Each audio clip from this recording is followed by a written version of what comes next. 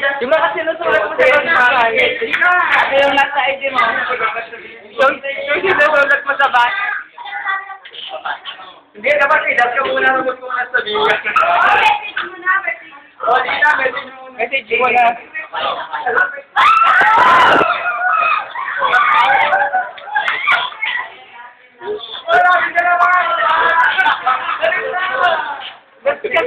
Dapat natin nawakan ka na niya, thank you.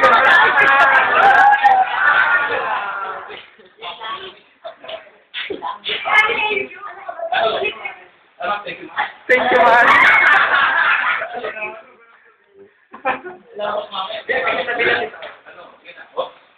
Lumapit ka naman ng malayo.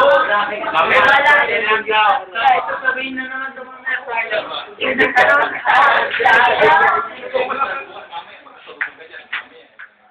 si Chick na kasi harap mamaya. Hindi ko nagkakailangan silang dalawa yan eh.